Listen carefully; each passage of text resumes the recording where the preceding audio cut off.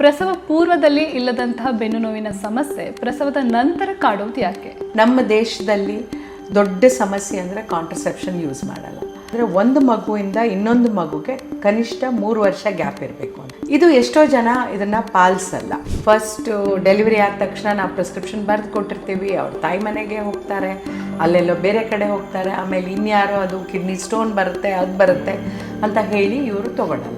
Normal ಡೆಲಿವರಿಗಿಂತ C section delivery ಆದವರಲ್ಲಿ ಜಾಸ್ತಿ ಅಂತ ಹೇಳ್ತಾರೆ. ಸಿಸೇರಿಯನ್ನಲ್ಲಿ ಬೆನ್ನಿಗೆ ಇಂಜೆಕ್ಷನ್ ಕೊಡ್ತಾರೆ. ಆ ಬೆನ್ನಿಗೆ ಇಂಜೆಕ್ಷನ್ ಕೊಟ್ಟಿದ್ದು ನನಗೆ ಸೊಂಟ ನೋವು ಬರುತ್ತೆ. ಮಂತ್ಲಿ ಕೋರ್ಸ್ ಇದ್ದಾಗ ಪೇನ್ ಕಿಲ್ಲರ್ ತಗೋತಾರೆ, ಅದರ ಸೈಡ್ ಎಫೆಕ್ಟು ಬೆನ್ನು ನೋವಿಗೆ ಕಾರಣ. ಅದು ತಪ್ಪು ಕಲ್ಪನೆ. ಅದು 1-2-3 ವರ್ಷದ ತನಕ ಮಗುವಿಗೆ ಹಾಲು ಕುಡಿಸೋದ್ರಿಂದ ತಾಯಿ ದೇಹದಲ್ಲಿ ಕ್ಯಾಲ್ಸಿಯಂ ಅಂಶ ಕಡಿಮೆ ಆಗುತ್ತೆ, ಹಾಗಾಗಿ ಬೆನ್ನು ನೋವು ಬರುತ್ತೆ ಅಂತ ಹೇಳ್ತಾರೆ. ಅದು ಬ್ರೆಸ್ಟ್ ಫೀಡ್ ಮಾಡುವಾಗ ಅದಕ್ಕೆ ಹೋಗೋ ಅಂಶ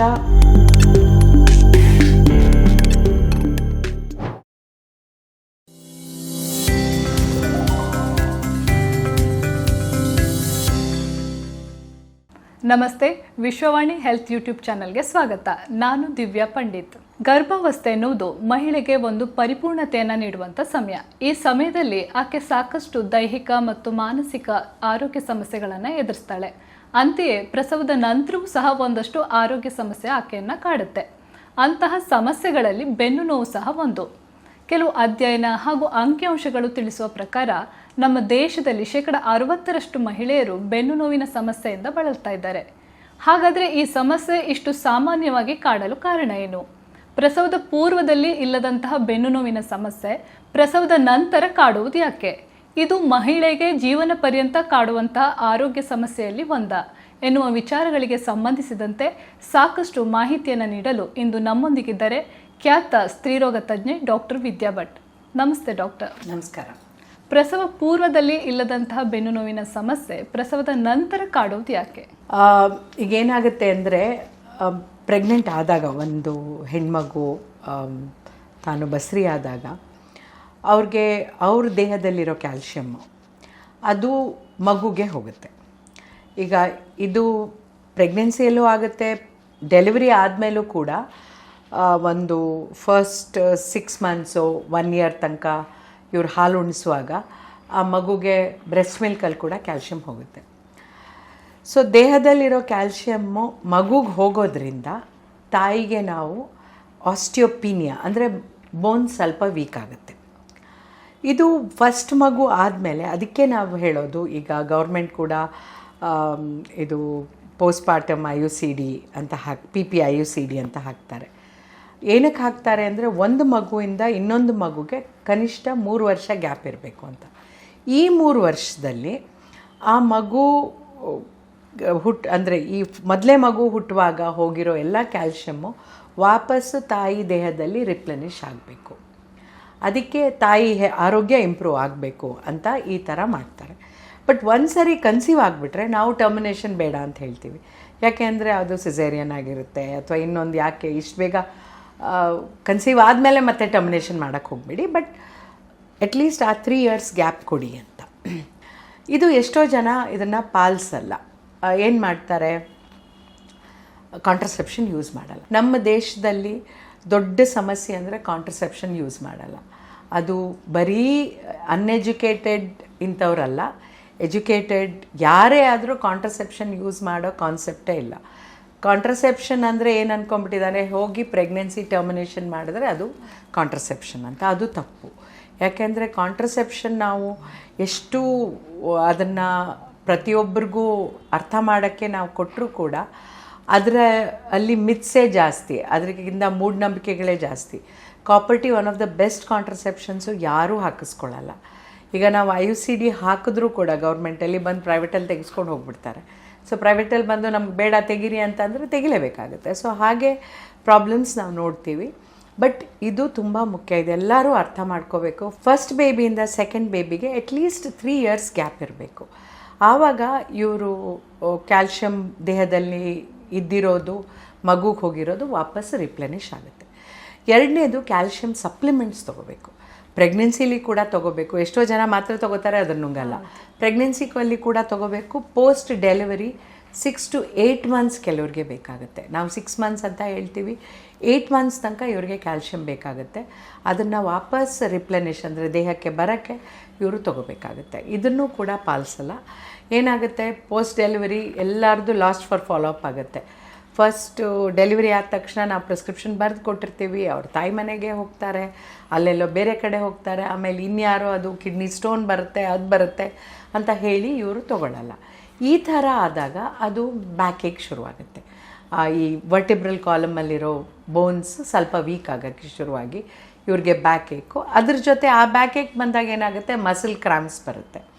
ಆಮೇಲೆ ಪೊಸಿಷನ್ಸು, ಎಷ್ಟೋ ಸರಿ ನಾವು ಪೋಸ್ಟ್ನೇಟಲ್ ವಾರ್ಡಲ್ಲಿ ರೌಂಡ್ಸ್ ಹೋಗುವಾಗ ನೋಡ್ತೀವಿ, ಯಾವುದ್ಯಾವುದೋ ಪೊಸಿಷನಲ್ಲಿ ಮಲಗಿ ಪಾಪುಗೆ ಹಾಲು ಕುಡಿಸ್ತಾ ಇರ್ತಾರೆ.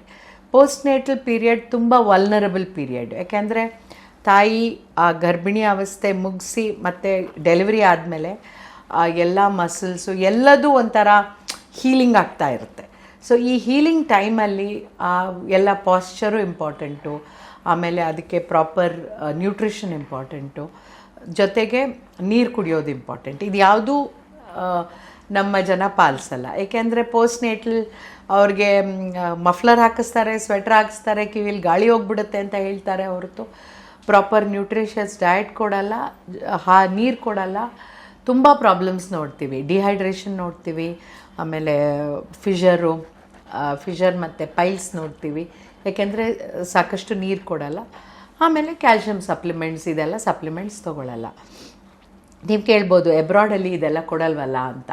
ಎಬ್ರಾಡಲ್ಲಿ ಏನಾಗುತ್ತೆ, ಫುಡ್ ಈಸ್ ಫಾರ್ಟಿಫೈಡ್, ಅವ್ರ ಡಯಟೇ ಫಾರ್ಟಿಫೈಡ್ ಆಗಿರುತ್ತೆ. ಅಂದರೆ ಅದಕ್ಕೆ ಐರನ್ನು, ಕ್ಯಾಲ್ಶಿಯಮ್ಮು ಇದೆಲ್ಲ ಇರುತ್ತೆ.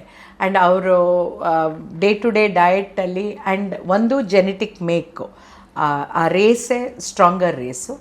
ಏಷ್ಯನ್ಸ್ ಸ್ವಲ್ಪ ನಾವು ಸ್ಮಾಲ್ ಬಿಲ್ಟು ಮತ್ತು ನಮ್ಮದು ರೇಸ್ಗೆ ಈ ಸಪ್ಲಿಮೆಂಟ್ಸ್ ಎಲ್ಲ ಬೇಕಾಗುತ್ತೆ. ಅದೇ ವೆಸ್ಟರ್ನರ್ಸ್ಗೆ, ಈವನ್ ಕಲರ್ಡ್ ಜನಕ್ಕೂ ಅದು ಬೇಕಾಗಲ್ಲ, ಬಟ್ ಇವ್ರಿಗೆ ಏಷ್ಯನ್ಸ್ಗೆ ಬೇಕಾಗುತ್ತೆ.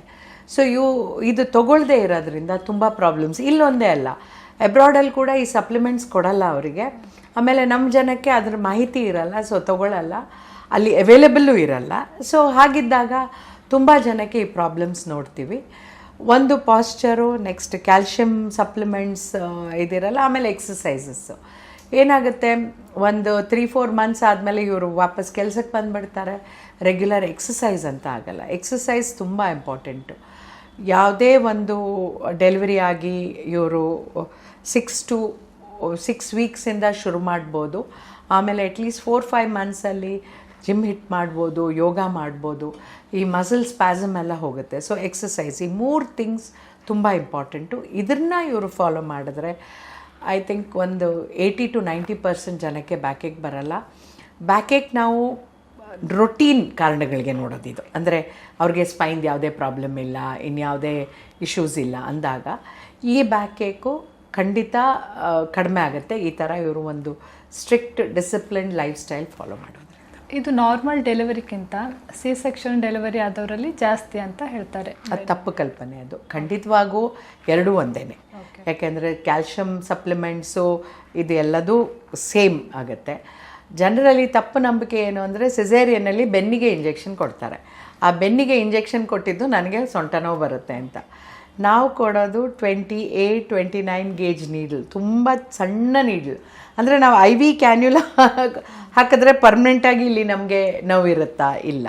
ಸೇಮ್ ವೇ ಇದು ಕೂಡ ಖಂಡಿತ ಇದರಿಂದ ಅಲ್ಲ. ಅದೇನಾಗುತ್ತೆ ಅಂದರೆ ಅವ್ರಿಗೆ ಬೆನ್ನಿಗೆ ಅವತ್ತು ಚುಚ್ಚಿದ್ರು ಅದಕ್ಕೆ ನೋವು ಬರ್ತಾಯಿದೆ ನನಗೆ ಅಂತ ನಾನು ಹೇಳಿರೋ ಈ ಕಾರಣದಿಂದ ಆಗೋದು.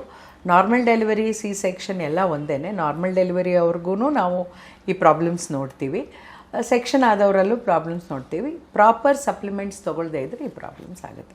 ಆ್ಯಂಡ್ ಎಕ್ಸಸೈಸ್ ತುಂಬ ಇಂಪಾರ್ಟೆಂಟ್. ಮತ್ತು ಕೆಲವರು ಹೇಳೋ ಪ್ರಕಾರ ದೀರ್ಘಾವಧಿ ಅಂದರೆ 1-2-3 ವರ್ಷದ ತನಕ ಮಗುವಿಗೆ ಹಾಲು ಕುಡಿಸೋದ್ರಿಂದ ತಾಯಿ ದೇಹದಲ್ಲಿ ಕ್ಯಾಲ್ಶಿಯಂ ಅಂಶ ಕಡಿಮೆ ಆಗುತ್ತೆ, ಹಾಗಾಗಿ ಬೆನ್ನು ನೋವು ಬರುತ್ತೆ ಅಂತ ಹೇಳ್ತಾರೆ.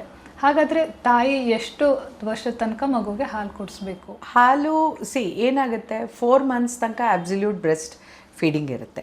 ಅದಾದಮೇಲೆ ವೀನಿಂಗ್ ಶುರು ಮಾಡ್ತಾರೆ. ವೀನಿಂಗ್ ಅಂದಾಕ್ಷಣ ಅದು ಬೇರೆ ಆಹಾರ ಶುರು ಮಾಡ್ತೀವಿ. ಅದು ಫ್ರೂಟ್ ಫಾರ್ಮಲ್ಲಿ ಇರ್ಬೋದು, ಇಲ್ಲ ಸೆರೆಲಾಕ್ ಫಾರ್ಮಲ್ಲಿ, ಏನೇ ಫಾರ್ಮಲ್ಲಿ ಅವರು ಪೇರೆಂಟ್ಸ್ಗೆ ಡಿಪೆಂಡ್ ಆಗುತ್ತೆ, ಅವ್ರ ಪಿಡಿಯಾಟ್ರಿಷನ್ ಇನ್ಸ್ಟ್ರಕ್ಷನ್ಸ್ ಪ್ರಕಾರ. ಹಾಲು ಉಣಿಸೋದು ಇವ್ರು ಯಾವಾಗ 1 ಇಯರ್ ತನಕ ಇವ್ರು ಹಾಲು ಉಣಿಸ್ತಾರೆ. ಅದ್ರ ಮೇಲೆ ಇವರು ರೆಗ್ಯುಲರ್ ಮಿಲ್ಕು ಕೊಡೋಕ್ಕೆ ಶುರು ಮಾಡ್ತಾರೆ. So 1 year breast feeding up to 1.5 to 2 years. But ಅದು ಬ್ರೆಸ್ಟ್ ಫೀಡ್ ಮಾಡುವಾಗ ಅದಕ್ಕೆ ಹೋಗೋ ಅಂಶ ತುಂಬ ಸ್ಮಾಲ್ ಅಮೌಂಟ್ ಅಥವಾ ಚಿಕ್ಕ ಅಮೌಂಟ್ ಅದು. ಯಾಕೆಂದರೆ ಅದಕ್ಕೆ ಬೇಕಿರೋ ರೆಗ್ಯುಲರ್ ಕ್ಯಾಲರೀಸ್ ಎಲ್ಲ ಬ್ರೆಸ್ಟ್ ಫೀಡಲ್ಲಿ ಬರಲ್ಲ. ಬಟ್ ಬ್ರೆಸ್ಟ್ ಫೀಡಿಂದ ಬೆನಿಫಿಟ್ಸ್ ಇರೋದರಿಂದ ಅದನ್ನು ಮಾಡಿ ಅಂತ ಹೇಳ್ತೀವಿ. ಅದು ಎಷ್ಟೇ ವರ್ಷ ತಾಯಿ ಕೊಟ್ಟರು ಕೂಡ ಅಟ್ಲೀಸ್ಟ್ 1 year ತನಕ ಕ್ಯಾಲ್ಶಿಯಂ ತೊಗೊಳ್ಳೋದು ಒಳ್ಳೆಯದು. ಸ್ಟಡೀಸ್ ಹೇಳೋದು 6 to 8 months. ಲಾಂಗರ್ ಪೀರಿಯಡಿಗೆ ಇವರು ಹಾಲು ಕುಡಿಸ್ತಾ ಇದ್ರೆ ಆವಾಗ ಸಪ್ಲಿಮೆಂಟ್ಸ್ ತೊಗೋಬೇಕಾಗುತ್ತೆ. ಡೆಲಿವರಿ ಆದ ನಂತರ ಎಷ್ಟು ಟೈಮ್ ತನಕ ಕ್ಯಾಲ್ಶಿಯಂ ಮಾತ್ರೆಯನ್ನು ಕಂಪಲ್ಸರಿ ತೊಗೋಬೇಕು? 6 months. 6 months. ತುಂಬ ಜನ ಅದನ್ನ ತಗೊಳ್ಳೋದೇ ಇಲ್ಲ. ಹೌದು, ಡೆಲಿವರಿ ಆಯಿತು 1 month 2 months ಬಂದು ತಗೊಂಡು ಆಮೇಲೆ ರೆಗ್ಯುಲರ್ ಲೈಫ್ ಸ್ಟಾರ್ಟ್ ಮಾಡಿದ್ಮೇಲೆ ಎಲ್ಲ ಮರ್ತು ಬಿಡ್ತಾರೆ. ಆಮೇಲೆ ಏನಾಗುತ್ತೆ, ಮಗು ಮೇಲೆ ಎಷ್ಟು ಕಾನ್ಸಂಟ್ರೇಷನ್ ಇರುತ್ತೆ ಅಂದರೆ ಯಾವುದೂ ಜ್ಞಾಪಕನೇ ಇರಲ್ಲ ತಾಯಿಗೆ. ಸೊ ಅದಕ್ಕೆ ಪೇರೆಂಟಿಂಗಲ್ಲಿ ತಂದೆ ತಾಯಿ ಇಬ್ಬರು ಇನ್ವಾಲ್ವ್ ಆಗಬೇಕು ಅಂತ ಹೇಳೋದು. ಆ್ಯಂಡ್ ಇದು ರಿಮೈಂಡರ್ ಪಿಲ್ ಥರ ಇಟ್ಕೊಂಡು ತೊಗೋಬೇಕಾಗುತ್ತೆ. ಮಂತ್ಲಿ ಕೋರ್ಸ್ ಇದ್ದಾಗ ಹಾಗೂ ತಲೆನೋವು ಬಂದಾಗ ಪೇನ್ ಕಿಲ್ಲರ್ ತೊಗೋತಾರೆ. ಅದರ ಸೈಡ್ ಎಫೆಕ್ಟು ಬೆನ್ನೋವಿಗೆ ಕಾರಣ ಇದೆಯಾ? ಇಲ್ಲ, ಖಂಡಿತವಾಗೂ ಇಲ್ಲ. ಪೇನ್ ಕಿಲ್ಲರ್ ಅವ್ರು ತೊಗೊಳ್ಳೋದು ಒಂದು ಪ್ಯಾರಾಸಿಟಮಾಲ್, ಅದರಿಂದ ಯಾವುದೇ ಸೈಡ್ ಎಫೆಕ್ಟ್ಸ್ ಇಲ್ಲ. ಬಟ್ ಯಾವುದೇ drug under the sun problem ಇಲ್ಲದೇ ಇಲ್ಲ. ಬಟ್ ಇದಕ್ಕೆ ಬೆನ್ನೋವಿಗೆ ಸಂಬಂಧ ಇಲ್ಲ. ಬೆನ್ನೋವನ್ನು ತಡೆಯೋಕ್ಕೆ ತಕ್ಷಣ ಯಾವುದೇ ರೀತಿ ಚಿಕಿತ್ಸೆಯನ್ನು ನೀವು ಸಲಹೆ ನೀಡ್ತೀರಾ? ತಕ್ಷಣಕ್ಕೆ ಇದು ಕ್ರಾನಿಕ್ ಪ್ರೊಸೆಸ್ಸು. ಇದು ಒಂದು ದಿನದಲ್ಲಿ ಆಗೋದಲ್ಲ, ಇದು over a period of time ಆಗೋದು.